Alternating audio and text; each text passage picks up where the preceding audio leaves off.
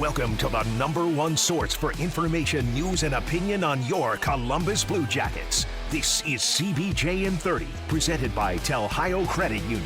You can also find the audio version on the CBJ Radio SoundCloud page, Apple Podcasts, TuneIn, Spotify, Google Play Music, or wherever you listen to your favorite podcasts. Now here's your host, Bob McGalligan. Woo, what a game that was last night at the United Center between the Blue Jackets and the Blackhawks. Seesaw battle, well, kind of. The Blue Jackets were up early, and then they went down by 2 goals, and then Chicago was up. They got it to within 1. Chicago was up by 2 again.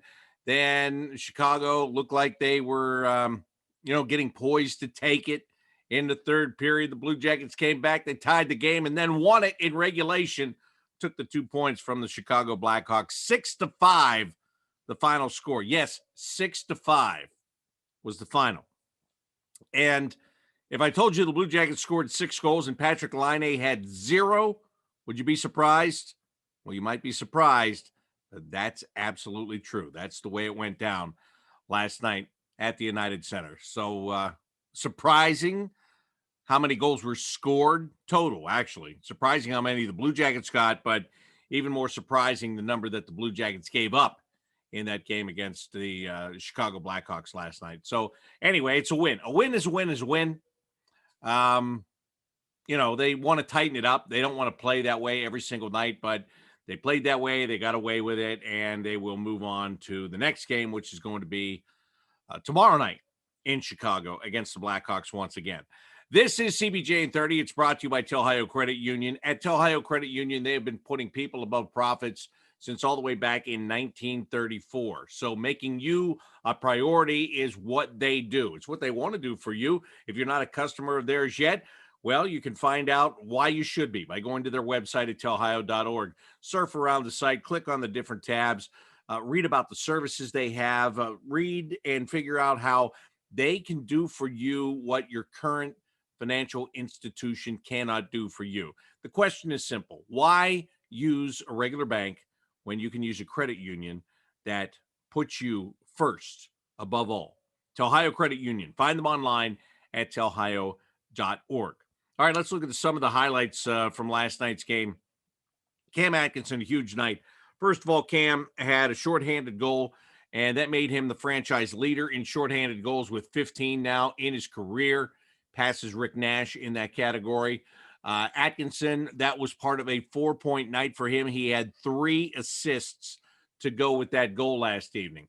Also, a multi-point night for Kevin Stenlund. He gets the game winner, and that was a goal that went along with an assist that he picked up previously in the evening. Michael Del Zotto scores his first goal as a Blue Jacket and added an assist. It was a 2-point night for him as well. Seth Jones, Andrew Peak, they had assists, so they had 1 point apiece. Same is true with Max Domi, Oliver Bjorkstrand, Patrik Laine, and Boone Jenner had a goal. So he had 1 point, but his was a goal.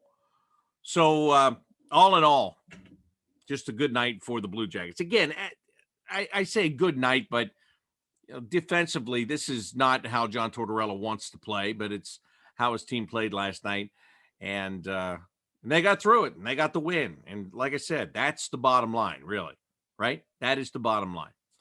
So I told you that Patrik Laine had 1 assist. He didn't have any goals in that game. But the important thing is that Patrik Laine just went out there and played. He carried the puck. There was no off-the-ice issues going on, and that is quite different from the last game that the Blue Jackets played. Well, how can there be a problem with a guy on a team, such a problem that he gets benched for much of the second period, all of the third period, has all of the focus on him and his coach, and maybe what seems to be the wrong focus on his team for a day or more days, because last night was the first game since. How does that happen? And then everybody comes back a couple days later and says, we're all good. It works. Is that the way it works in your place of business? Is that how it works at your job, where, you have a big problem with somebody, they're causing a big distraction, and you're unhappy about it, and they're unhappy about it, and then just a couple of days later, everything is fine? Does it work like that for you? Why does it work in hockey? And does it really work that way in hockey? Is it an illusion or is it fact? Well, I decided to bring on my own fact checker to talk about that and much more, including the CBJ Cup tournament, which is going on at the Ice House this week, and the semifinal and the final are going to be played Saturday and Sunday this weekend. My first guest is going to talk about that a little bit because he was a part of it in the past. And then I've got Jason Zampano of the Blue Jackets, who is running that tournament, that's going to tell us all about it a little bit later on as well. So, had a huge win last night. We're going to talk some high school hockey coming up. But again, I want to get back to my first guest here, who has some real knowledge because he's been in those rooms. He knows how an NHL team operates, how a hockey team operates. He knows how it is with what goes on the ice and off the ice. Joining me right now is former Blue Jacket and current Fox Sports analyst, Jean-Luc Grand-Pierre. Jean-Luc, one of the things I want to ask you about is dressing room culture, and it's from this standpoint. You know, we saw the situation with Patrik Laine earlier in the week, and you know, a lot of people took it out on John Tortorella. He was benching him for his play. Then the stories come out that there was something more to it. And everybody comes out before the team went to Chicago, and basically they're like, yep, it's all taken care of. We're all good. There's no problem. I think sometimes that's hard for a regular person to understand because in real life, people hold grudges. They don't always say what they mean. And I'm not saying that hockey players are 100% truthful, but there is that element of being able to get over situations and put them behind you in a dressing room. As a former player, can you explain how that happens and maybe how it's different than it is in the regular world? It's hard to explain it, Bob, but it's a great point. The culture and what goes on in the locker room, a lot of time you talk about like hockey players, sports stars, whatever, they live in this bubble and they're literally in their own bubble where they deal with things internally. They don't care about the outside noise or what people are going to think. This is, the minute that happened there in Columbus, we heard people, in Canada, they're like, oh, Laine is already benched, this was going to happen. That's outside noise. They don't focus on that. They focus on what needs to be done in that locker room. I think they handle it the right way, but it's hard because now I'm kind of like in the media and it's like all of a sudden you're like, oh, I wonder what's going on. But as a former player, I know exactly what they're talking about. I know exactly how they dealt with it. And myself as a coach, coaching high school hockey, I've done it before where, I've sat guys that, were my leading scorer and suspend them for 2 games. And the parents say, well, you need him to win a game. Well, that's not the point. And we're trying to set a standard here and the same rules will apply to you like it's going to, apply to that freshman that's barely playing. It's the same rule for everyone. That's how John Tortorella operates, and he wants to make sure it's clear. And unfortunately, it happened in the 4th game. But, the standard is set now, and, Patrik Laine is going to learn from that. Yeah, and I don't think Patrik Laine's parents called John Tortorella, so actually the high school coach has the worst end of the deal, right? Oh, yes, I definitely did, and some parents, and you talked about grudge. I had one of my players, his parents hated me all the way till he graduated. They wouldn't even shake my hand at the end when on senior night because they were that mad at me. But guess what, Bob? The grandparents, they took it a completely different way. They appreciated what I did. And guess what? This player now, I still talk to him once every couple of months just because on the longer term, it changes life, it changes their approach, and you learn from it.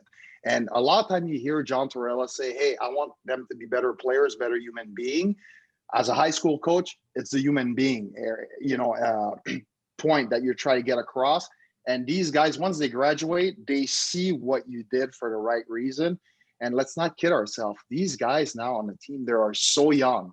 And when you say, hey, I want them to be better men, better person, you're like, they're so young. They're 18, 19, 20-year-old kids. So they still have a lot to learn. It's not like it's a veteran team of a bunch of 35 years old that you're like, hey, it's too late to learn a new trick. So I think John Tortorella does it the right way. I don't know John Tortorella on a personal level like you do, but I can tell you, I really admire the way he coaches that team. That's a really good point. We do forget how young these guys are because, during the games, you're seeing them from a distance. They've got all their gear on. It's when you walk into that dressing room. I don't know how you feel about it, but I walk in there and I'm like, holy cow, I am so old in this room. It's ridiculous. I walk right over to Nick Foligno and he's still way younger than I am, but I feel better about myself. Right. But you're right. It is about molding. And that is one of the things that I do like the most about Torts is that he is looking at a bigger picture of things, whether you like him or you don't like him. He has been consistent throughout his entire career with all of that. And that culture, that standard, that it doesn't matter if you're a fourth line winger that's going to get, 8 minutes a game, or if you're a star player that's going to play 24 minutes a game. When it comes to the rules, everyone has to live by the same rules.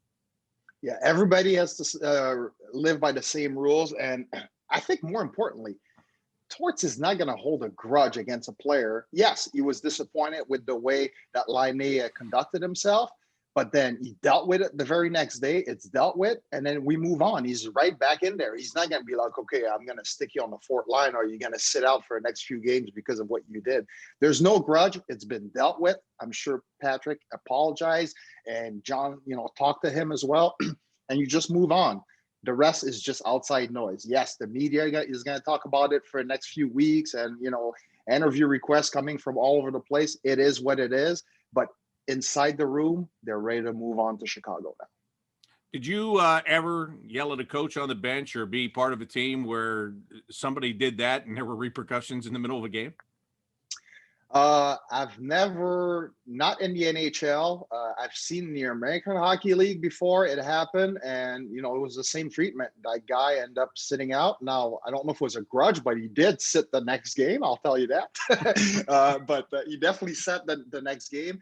And at the time I was in Rochester, so Buffalo, the organization, they sent a couple of their, upper management to come down and talk to the player and make sure that this event would not happen again. So it was dealt with internally as well. And there was a little bit more of a punishment because there was a 1-game suspension from the club. But, after that, we moved on, and that player ended up being a key part of the team. So it was not like the coach was not like, hey, I don't like this player anymore because of what happened. In the heat of the moment, Bob, I'm sure you've done it. I've definitely done it. You'll say things you regret that you didn't necessarily mean to do or say. And you just have to learn from these experiences. And again, Patrick Laine is only 22 years old. And we look at them and say, hey, he's been in the league for 5 years. He's still a kid. So there's things to learn. And I think he's going to learn from this event. Yeah, you're right. In the heat of the moment, things do happen, especially I'm sure it's a million times amplified when you're playing in the National Hockey League. And there's plenty of heat going on already for the heat of the moment. Let me ask you this question, though. Can a situation like that be galvanizing for a team? Not the action itself, but the result of the action, the education of the new player, the reminder for the older players. Can all of that be galvanizing to a team that has been looking to find its stride? Can they use something like that? I think two things happen from adversity, conflict. Sometimes team will separate themselves and all go their own way. Sometimes teams will come together. For the Blue Jacket, historically, they've come together. And honestly, I don't know how you feel calling it from the radio side, but that third period against Carolina is as united as a group and as Blue Jacket hockey as I've seen this team play in a long time. I think they were aggressive on the forecheck. They were sound defensively. They were playing that brand of hockey, blocking shots, a little bit of ugly hockey, if you want to call it that way. But that's as close as a team as I've seen as far as an effort in that third period. And hopefully that trend continues. So I think, although it was a bad event, I think it could turn into a good and a changing point for the Blue Jacket season. So hopefully they react the same way and we see that same team over in Chicago. Yeah, and I agree with you on that. I thought it was normal. It was Blue Jackets hockey, right? Like you said, in the third period. Right. And this is why I think that it was important for two reasons. Number one, everybody knew Patrick's not coming to save us. So we got to figure this out. And if we're going to win the game, we've got to figure out how to do it. That's number one. Number two, from his standpoint, he got a front row seat to watch how this system is played and the sacrifice and the effort it takes to play within this system. And I've said this the last couple of days, and I know it sounds like I'm disrespecting these guys, but I'm not. Eric Robinson doesn't have the talent of a Patrick Laine, but he is out there busting his hump to give everything that he has and utilize the skills that he's really good at. Riley Nash, the same thing. Riley Nash is a big shot block late in the third period there. You know, it's those little things. And I'm not saying that I want Patrick Laine to jump in front of, slap shots from the blue line because I don't want him to get hurt, for crying out loud. But on the same token, I think it could be valuable just to watch that again, up close and personal. Listen to what the guys are saying around you. I mean, this is way better than watching it on video, isn't it? Oh, it is. And that's exactly what I was going to say next. So I love it that you saw the same thing. For me, yes, you see a guy like, if you're Patrick Laine, your first line guy, elite scorer, and you see, Eric Robinson or Riley Nash block some shots. But in that third there, on that very last shift, I think, Boone Jenner lays about, I think he's like 25 feet from a clapper. He lays down, takes it to the stomach. You're like, okay, Boone's a third line, second line. But then Cam Atkinson goes and does the same thing. And now you're like, wait, this guy's on the first line with me. He's in a defensive role right now, and he just laid down in front of a clapper from Hamilton, I think, coming at him. That opens your eyes, and that may twinker a little bit your opinion about how you're supposed to play in this system, and really makes you feel like, wow, these guys really pulled together. Now I see what that Blue Jackets team is all about. So I completely agree with you there, Bob. All right. Well, now we've covered all of that. I want to shift gears a little bit, especially since you brought up being a high school coach in the past. I'm going to be talking with Jason Zampano of the Blue Jackets and the community development there. The CBJ Cup is going on this week. The CBJ Cup is a high school hockey tournament. All of the varsity teams in the area and JV teams are playing this week. Then next week, it'll be the club teams that play. I'll have Jason explain all of that in just a couple of minutes. But you were an assistant coach in New Albany for a couple of years. And actually, I still feel bad for that group. It was a group that was going to play in the state Final Four last year. And then COVID-19 ruined it, and they never got to play. And then they lost a whole bunch of seniors. And this year it's completely different for them, unfortunately. But as you look back to being on that bench in the CBJ Cup, a lot of people don't even know that it goes on. If you're involved in high school hockey and you have a kid that plays it, you do. But this is a great tournament to get geared up for the state tournament, the state playoffs that'll be starting right afterwards. So as a coach, how excited did your team get when it got to this week to play for the CBJ Cup? Really excited. First thing first, it's extra games that you get because the high school schedule, there's not too many games. You can play a maximum of 35 games, I believe, in a regular season. So that CBJ Cup is extra preparation, not only for state, but a lot of teams that have a whole okay regular season come alive in the CBJ Cup, and then that carries into the state hockey tournament. And New Albany was a prime example. They lost fairly early in the CBJ Cup, but they found this little fire and then somehow end up going to state and almost winning that tournament that got canceled. But it's fun. Obviously, it is called the CBJ Cup, so it's something that a lot of, if you look in the Columbus area, there's a lot of pride in wanting to win that trophy. But more importantly, it's a great preparation for the state tournament. So I'm glad it's going on again this year. Myself as when we started the program in Albany, we won it as a JV team, and I still have that picture. Kiss the trophy, just like it was the Stanley Cup. So it's a great accomplishment, and it's a really fun tournament because it's very condensed and a lot of fun for the players. Yeah, I think it's great too, and I love that point that you made. It's almost a second chance tournament if you put it like you did with New Albany. If you don't make a run, like ideally you want to play your best hockey, you want to win the CBJ Cup, and then you want to just carry that right into the state playoffs. But if you happen to stub your toe or not have a good game and you get knocked out of that, then there is that second chance. Second chance is that the state playoffs start next week, and now you can make up for it. So you get those competitive juices flowing a good week to 10 days before the really real stuff begins, right? Yeah, it is because, at the high school level, again, a lot of players that are not, they hear about playoff, but nobody, it doesn't matter what league you're in. You don't understand the intensity you need to bring in the playoffs compared to the regular season because it's do or die. And that CBJ Cup is kind of like a mulligan, right? Your first try at, hey, let me see how I can do under pressure. And it's like, boom, oh, I got kicked out by a team that was ranked way lower than I was. And then next thing you know, you're like, okay, I've learned from my mistake. Now the state tournament is going to change. That's your second chance. Your mulligan right here. You're like, okay, now I know exactly how to approach a situation and really what it takes to win. Let me ask you about high school hockey in Central Ohio too, because look, you go to the top of the state, Toledo, Cleveland, they've had it for a long time. They're really good. There's really good teams there. You get to Central Ohio, it has progressively gotten better throughout the years. You get down to Cincinnati, they're still trying to find their footing. As a matter of fact, they're trying to find their footing so much that teams like Archbishop Moeller and St. Xavier play in the Capital Hockey Conference. So they play against the Columbus teams because they're looking for better competition. They want to continue to get better as some of those other smaller schools in the Cincinnati area start to build and get more players. So it's been a long process over these 20 years, but you were right in it and watched it grow. Where do you think high school hockey is in Central Ohio right now? I think it's like you said, it's getting better and better. Obviously, the more competition you have, the better the league will become. For me, I look at the numbers, the number of teams. First of all, that is present in that league. It's impressive compared to how it started. 20 or 15 years ago. Every other year, you see a new district or a new team being created, which is good news.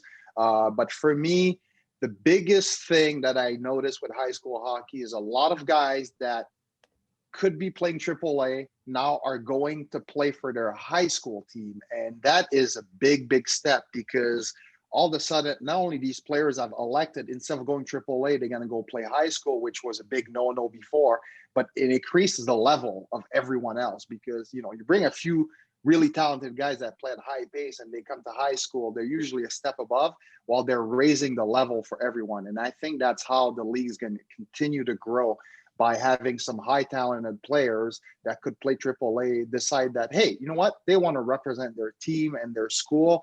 There's just something about it that, the crowds are better in high school hockey than in AAA. And a lot of players, they're like, you know what? I just want to play for my school, be with my my schoolmates. And personally, I think it's a great step toward greatness for the high school hockey conference. And hopefully we can grow the league to a level where, maybe not like Minnesota, but at least, at least now if you ask a AAA player to come play for his high school, it used to be like, no way in hell, but now they're actually thinking about it. So I think the league is moving in the right direction.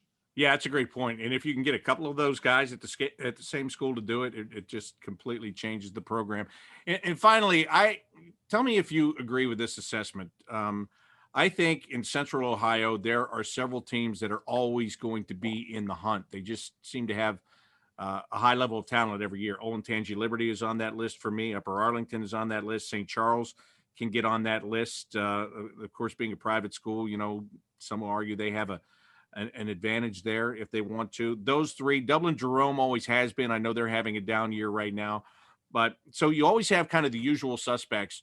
But when you have a team like that New Albany team last year that jumps to the forefront, how good of a sign is that for the hockey in this area that, there are other programs that could possibly be up and comers, and maybe instead of having the same 3 or 4 every year you're talking about, hopefully that number starts to grow to 6, 7, or 8.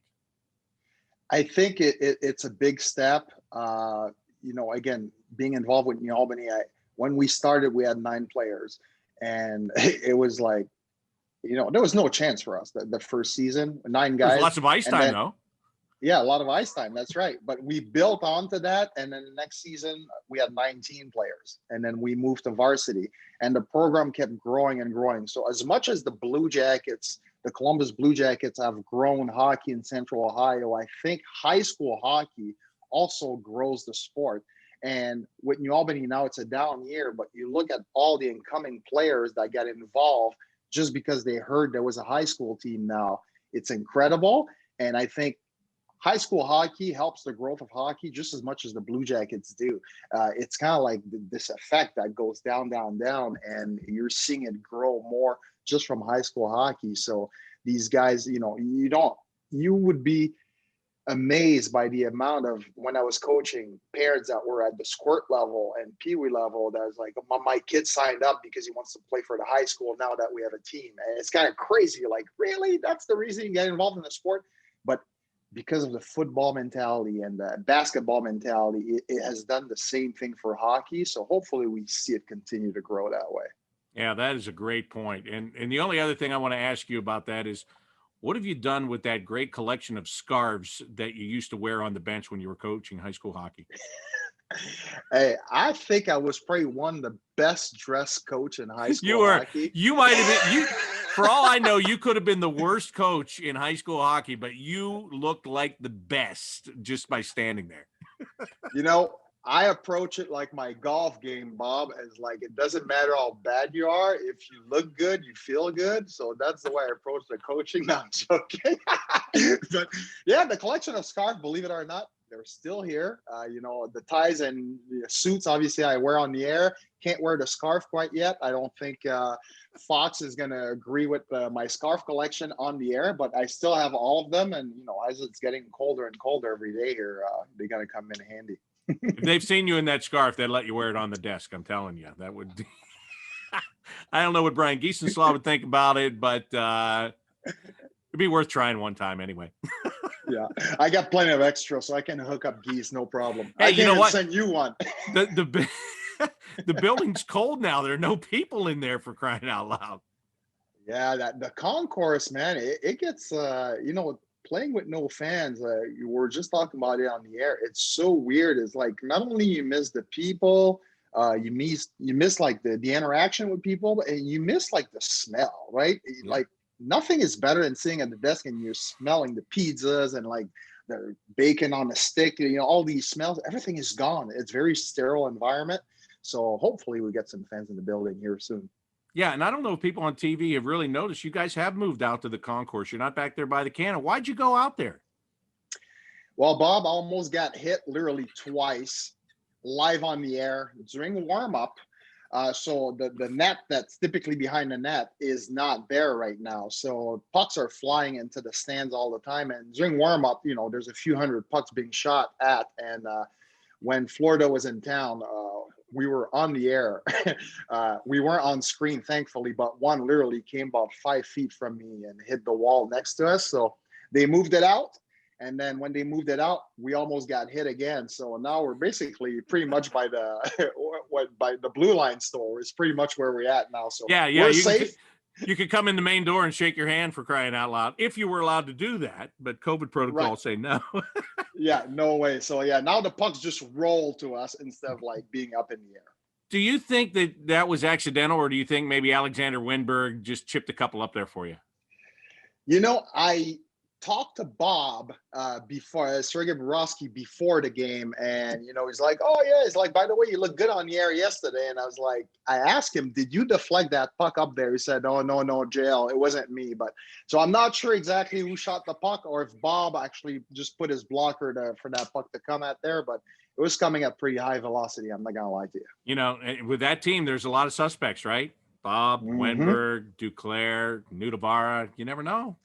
There are a lot of guys that know you, man. There are a lot of guys you might have said something bad about. Could be Billy Zito telling guys to clap upstairs. That's right. The order could have come down from the GM. Shoot it up there during warmups. Mm-hmm. Thank you, Jean-Luc. Always great to talk to you, buddy. I appreciate it. All right. Thank you. I told you he knew all about it, and he would set everything straight on the dynamics of an NHL dressing room. There was no question in my mind that he could spell that out so that we could all understand that. So thanks to Jean-Luc Grand-Pierre. Again, he talked about the CBJ Cup and about his time as an assistant coach for New Albany High School and being a part of high school hockey in Central Ohio. Right now, I want to bring in the man that is running the CBJ Cup tournament. Actually, he's running 2 CBJ Cup tournaments, and I'll let him explain that to you. And this is Jason Zampano, who is the grassroots hockey manager of the Columbus Blue Jackets. Well, Jason, the CBJ Cup is in full swing, and it will culminate with a championship game on Sunday at the Ice House. Now, you are the man that runs this tournament from the Blue Jackets standpoint. You've also been involved with it as an assistant before you were running the whole doggone thing.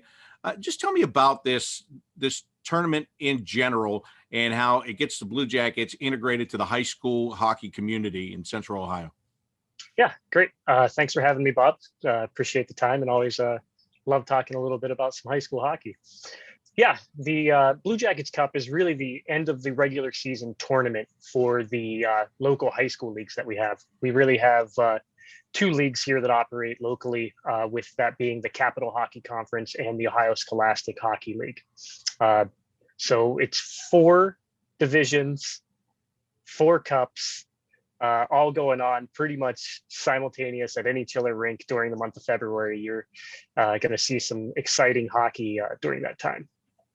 And I want to get you to explain about, you said 4 divisions in 2 leagues, and I want you to explain why there are 2 leagues, the difference between the Capital Hockey Conference and then, the other league, which is basically a club league. So for people that aren't really familiar with high school hockey and how it operates here, can you explain what the difference between the 2 leagues are? Yeah, absolutely. We have a really, really lucky situation here in Columbus, where we have 2 governing bodies that kind of oversee these 2 leagues. One, the Capital Hockey Conference. Right now, we're lucky enough to see this growth over the last 20 years. There are now 19 varsity teams and 9 JV programs playing here locally. The Ohio Scholastic League, we're looking at another 6 varsity programs, 8 JV programs. Those are the kids that are not tied to necessarily a school, where the CHC is more of your high school something that have teams. It's like your football team. It's like the varsity football team, varsity basketball team, right? Right. And those kids that maybe don't have that offered at their school, another opportunity for them to play is in the club league, which is the Ohio Scholastic Hockey League. So if you go to Westerville and your Westerville doesn't have a varsity program in the Capital Hockey Conference, you can still play hockey at a good level. Yeah, it's like co-op teams, if you will. Yes. Like you might have a kid from each of the Westerville schools, and then maybe another one is coming from, well, it could be as far away from Hilliard, depending upon how the rosters absolutely. Right? Yep. Yeah. No lines define how they can make up those leagues and those teams on those leagues. And one thing I think is great, and I guess it's a no-brainer, quite frankly, but it's great that you run 2 different tournaments. You run one for the varsity affiliated program, and then you do one for the club teams. I mean, I know it's only fair, and that's why I say maybe it's a no-brainer, but it's really important that they are all included, right? And it's just not like, well, your school has a varsity program, so you get to play for this, and you guys are a co-op team, so you don't. Yeah, absolutely. And you think about it this way too, Bob, is that some of the programs don't always have a varsity program. So some of them are just starting out and growing in there. So we wanted to make sure that we are including those programs, even if they don't have the varsity program on the side. So it's all inclusive. We want everybody to experience high school hockey and have the opportunity to play in this tournament. The reason I wanted to get you on to talk about this is because I didn't even really realize that this was going on until my son was playing high school hockey. And then it came toward the end of the year, and they're like, well, we got the CBJ Cup and then the state playoffs. And I'm like, what? Well, this is, as you said, it's a tournament before the state playoffs. And really, after watching it go on and being a part of it for a couple of years through my son, I see it as this is a great thing to ramp teams up and try to be playing your best hockey going into the state playoffs. And for that reason, correct me if I'm wrong, you would know better than me, but this thing becomes very competitive, especially when you get to that final weekend. Oh yeah, absolutely. And the just like you mentioned, as we go along this month of February, so jammed packed here for high school hockey. It really starts with the Blue Jackets Cup, then it gets right into the district tournament, and then we're all of a sudden it's March and we're into the state finals. Very, very competitive. A lot of these teams are going to see each other again. Once they complete the Blue Jackets Cup, they're going to see each other again in the district tournament. You mentioned that it's been busy and it'll be busy all this week because all of these programs are playing at the chillers all over town. Now, it'll come to the Ice House this weekend for the semis and then for the final of the championship game there. But how nice is it to have all of the buildings and all of these chillers, which the Blue Jackets are a part of, to be so doggone busy this week with such excitement? Yeah, it's very special for us locally to have all the ice available that we have. And I think it makes it a real easy on families and players that they're premier facilities, right? It's not that they're like going back out to the barns, where I grew up down in the Wheeling, where we're playing outdoors and maybe had a roof with some fans on top of it. So we're very lucky and fortunate to have the chillers here and the availability of all the ice time. So the teams that wind up at the Ice House this weekend, and eventually the team that wins the CBJ Cup, what kind of recognition do they get? They obviously get a cup, right? Yeah, so we provide a wide variety of things just to put on the tournament. So we do everything from the printing of the bracket boards that are hung at each chiller location where the tournament's going on. We provide the labels that so the staff can update them and follow along. Just try to make it more inclusive for everybody and get fans on board, or just maybe you're at the rink with your mite or your mini mite and you see that the tournament's going on, just to spread some excitement there.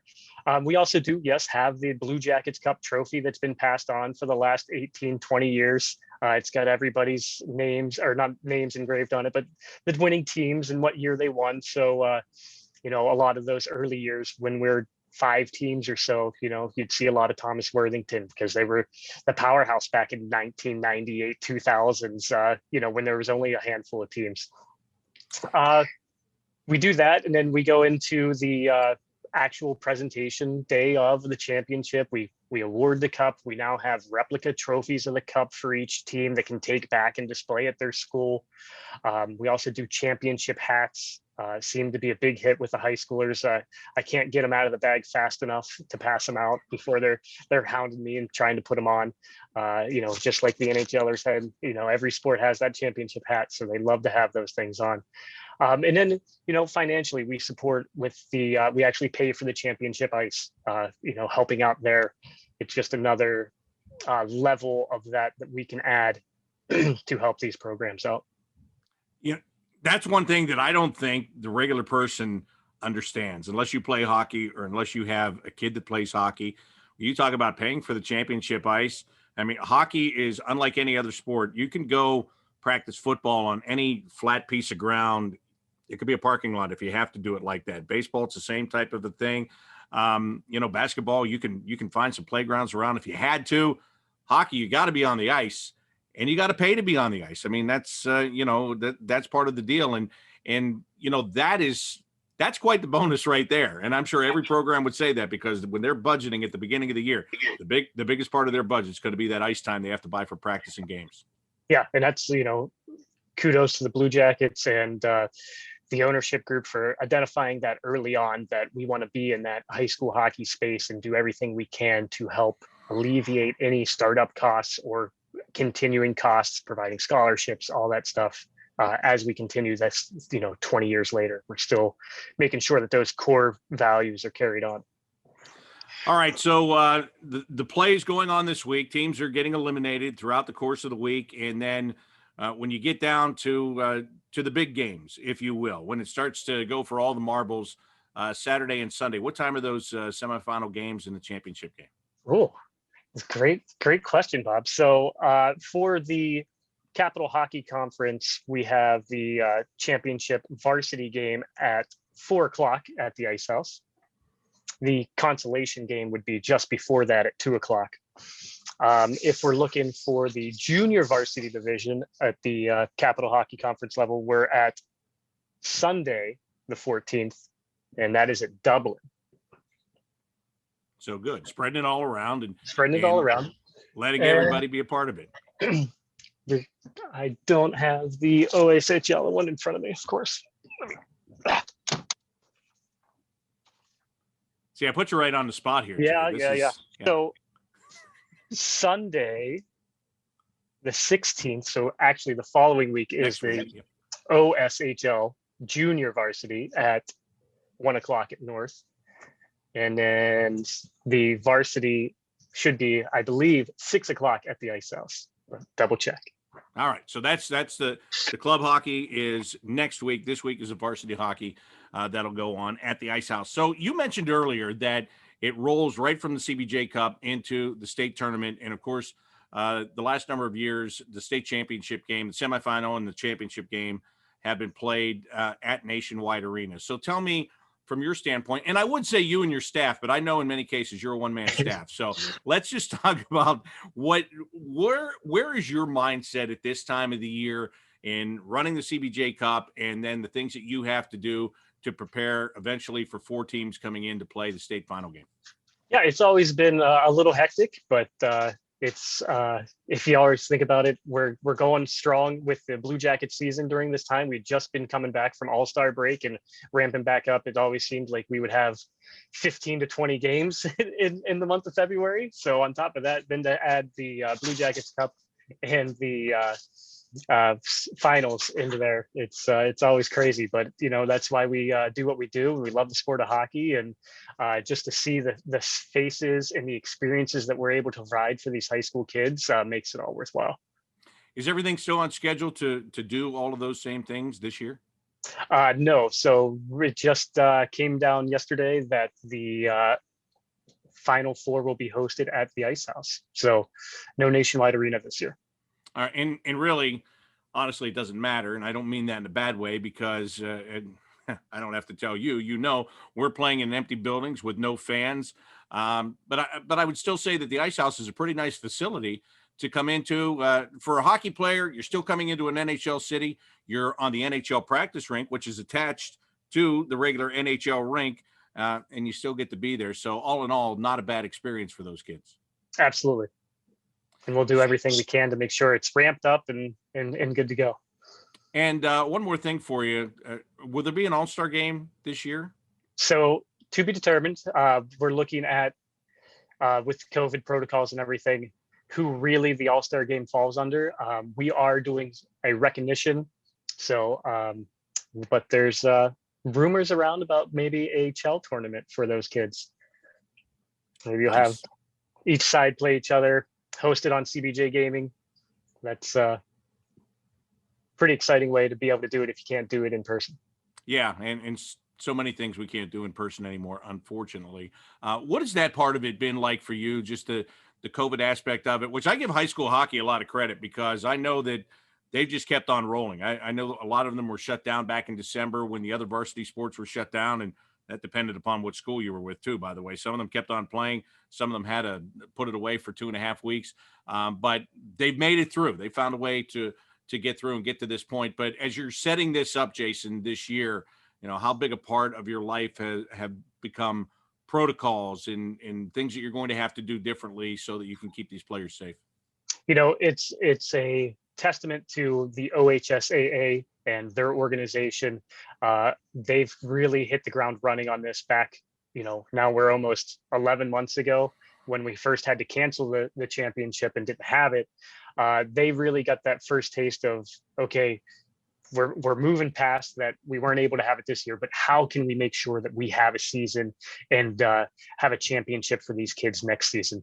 Let's start working on that. So they started working on that 11 months ago, making sure that they had the right plans in place. So having a partner with them and the organization that they run is top notch.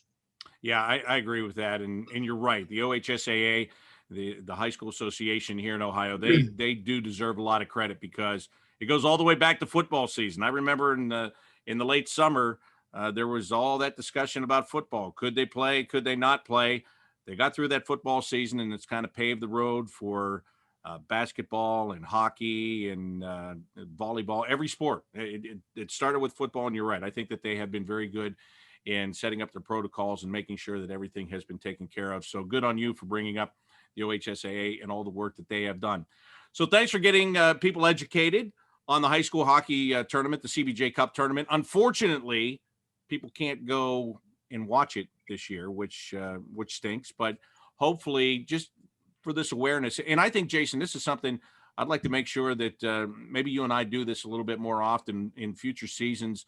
Maybe let's talk a little bit about high school and try to get it more in people's minds. One of the biggest things that you said during this that stuck out to me is when you're putting those the bracket boards in the chillers, maybe the mites or the mini mites, I think getting those kids interested, not in just Blue Jackets hockey, but in high school hockey, because many of them are going to come up through the system and they're going to play high school hockey. And it's one age level feeds into another age level, and they all feed into being Blue Jackets fans. So I wish you nothing but the best of luck in all the work you're going to do here over the course of the next couple of weeks. And like I said, and I'm telling you this right now on the record, so you don't let me forget, next season, we got to talk a little bit more about this stuff and get people more involved and get the Central Ohio high school hockey community a little bit of love once in a while. Yeah, absolutely. They would appreciate it for sure. And I can't wait to see how things shake out. A lot of exciting hockey coming up. Jason, thank you very much. I appreciate it. Thanks, Bob. So there's the man running the CBJ Cup tournaments. That is Jason Zampano. He is the grassroots hockey manager for the Blue Jackets. And that tournament has been underway, and I can tell you they already have the semifinal set in the varsity division. St. Charles has gotten there by beating Thomas Worthington. 2-1 was the score in that one. Olentangy Orange was winner over Dublin Jerome, 4-1. So St. Charles and Orange will advance to play against one another on Saturday night at 6:00. Then you've got Liberty, who was the number 3 seed. They beat number 6 Archbishop Moeller 3-1 to advance. Upper Arlington was a winner over Olentangy Berlin. Shut them out, by the way, 5-0 the final. So the second semifinal game is going to be on Saturday night at 8:00 at the Ice House. Olentangy Liberty taking on Upper Arlington. And so St. Charles and Olentangy Orange at 6:00. Liberty and Upper Arlington on Saturday at 8:00 at night, and the championship game will be on Sunday afternoon at 4:00 at the Ice House. Now, as you might imagine, limited attendance, so you may not be able to go, and you may have some interest in high school hockey and you're not able to go. Well, I can tell you that the Ohio Media School is going to be producing those games on video. You'll be able to find it on their YouTube channel, Score on Air. The YouTube channel for the Ohio Media School, Score on Air, or check out scoreonair.com. So I just want to let you know in case you want to watch those games. And I'm scheduled to do that championship game with one of the students on Sunday. So I'm looking forward to it. I think it's going to be a lot of fun watching these teams go at it. As you heard me say to Jason, I really didn't know much about this tournament until my son was playing high school hockey. I think it's a big deal. I know the players think it's a really big deal, and it's a lot of fun, and it is a part of the Blue Jackets giving back to the community. So if you'd like to watch those games, you can find them there on that YouTube channel or at scoreonair.com. So the Blue Jackets are getting ready to take on the Chicago Blackhawks in the second and final game of their series. It's actually going to be their last game in Chicago, believe it or not. They've blown out those 4 road games at the United Center. And that second game is going to be tomorrow night at 8:00. You'll be able to catch all of the action starting with pregame coverage at 7:30 on the Blue Jackets radio network, which includes a flagship station, 97.1 The Fan in Columbus. Also, 7:30 pregame coverage on Fox Sports Ohio tomorrow night. The Blue Jackets are going for the sweep in Chicago. Let's see if they can do it. Thanks once again to Jean-Luc Grand-Pierre and for Jason Zampano for being with me on today's show. That'll do it for the CBJ in 30 presented by Telhio Credit Union. Until next time, I'm Bob McElligott saying so long.